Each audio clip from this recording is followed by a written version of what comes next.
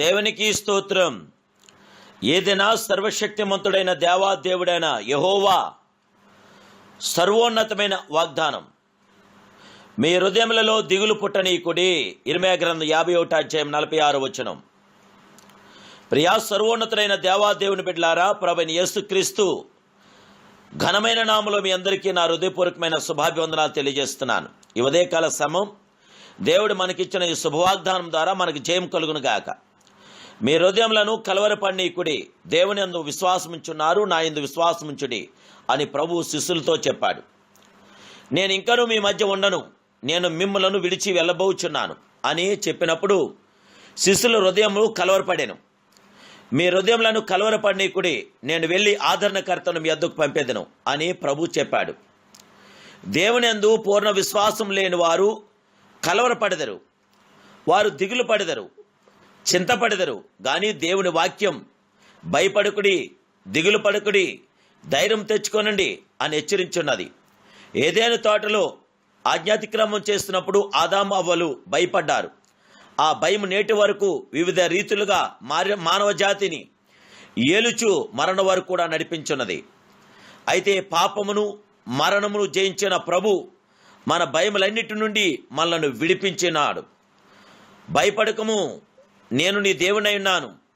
దిగులు పడకము, నేను నిన్ను బలపరుతును. నీకు సహాయం చేయవాడు నేనే. నీతి అన్న దక్షిణాస్తంతో నిన్ను ఆదుకుందునంటున్నాడు. యెషయా గ్రంథం 41:10. ప్రియ దేవుని బిడ్డలారా, బైబిల్లో ఇంచుమించు 365 సార్లు భయపడకము, భయపడకుడి అను పదాలు రాయబడి ఉన్నవి. అనగా సంవత్సరంలోని 365 రోజుల్లో ప్రతిరోజు ప్రభు మనలను ధైర్యపరుస్తూనే ఉన్నాడు, భయపడకుడని తెలియజేస్తున్నాడు. మోషే చనిపోయిన తరువాత ఇశ్రాయేలును నడిపించుటకు యోషువను దేవుడు ఏర్పరచుకున్నాడు. అయ్యో మోషే చనిపోయినే, నేనెట్లు వీరిని నడిపించగలను అని యోషువ దిగులు పడుచున్నాడు. కానీ దేవుడు అతనితో, నేను నీకు ఆజ్ఞ ఇచ్చున్నాను కదా, నిర్భరము కలిగి ధైర్యముగా నుండుము, దిగులు పడకము, జడేకము, నీవు నడుచు మార్గమంతటిలో నీ దేవుడైన యెహోవా నీకు తోడై ఉన్నాడు. యోషువ 1:9 చూస్తున్నాం అని ప్రభు సెలవిస్తున్నాడు. దేవుని బిడ్డలారు, ఏలియా ఒకసారి యెజెబెల్ యొక్క మాటలు విని కలవరపడ్డాడు. దేవుని నామం మహింపరచుటకు నేను ఒక్కడే మిగిలి ఉన్నాను అని దిగులు పడ్డాడు. తన ప్రాణం నిమిత్తం భయపడినాను, కానీ దేవుడు అతన్ని బలపరిచాడు. అప్పుడు ఏలియా హృదయము కుదుట పడాను. మరలా నూతన బలం తెచ్చుకొని ప్రభును సేవించాడు. మనలో అనేకులు కష్టంలోనూ దుఃఖంలోనూ దిగులు పడుతున్నారు. కానీ మీ హృదయంలో కలవరపడనీకుడి.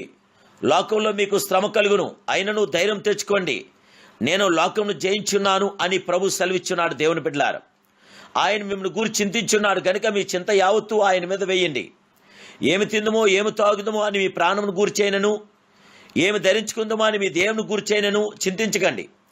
ఆహారం కంటే ప్రాణమును, వస్త్రము కంటే దేహము గొప్పవి కావా?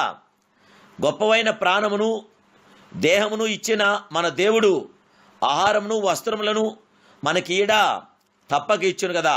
మీలో ఎవడు చింతించడం వలన తన ఎత్తును 3 ఎక్కువ చేసుకొనగలడు? కావున చింతించడం మాని మీ కొరకు చింతించున్న ప్రభువైపు తేరి చూడండి. యేసునందు విశ్వాసం ఉంచండి. ఆయన ఉన్నతమైన పరిపూర్ణమైన కార్యం మన జీవితంలో ఆయన జరిగించగల గొప్ప దేవుడు. ఆయన మన జీవితంలో ఆశ్చర్యకరమైన కార్యం చేయగల ఆశ్చర్యకరుడు. ఆ దేవాదేవుని యందు నిరీక్షణ కలిగి ప్రార్థించండి, ప్రార్థనలో ఏకీభవించండి. మా పరిశుద్ధులైన మా ప్రియ విశ్వసామ్రాజ్యాధినేతానికి స్తోత్రాలు.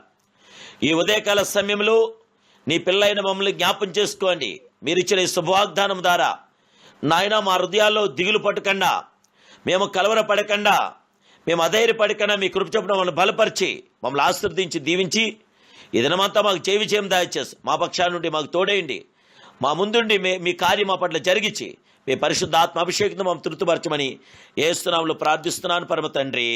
ఆమేన్, ఆమేన్, ఆమేన్. దేవాదేవుని యొక్క శాశ్వతమైన కృప మీ మీద, మీ బిడ్డల మీద, కుటుంబం మీద ఉండి గొప్ప కార్యాలు జరిగించి ఆయన కృపలో మళ్ళీ వర్ధన చేసి దీవెన ఆశీర్వాదాలు దయచేయను గాక. ఆమేన్.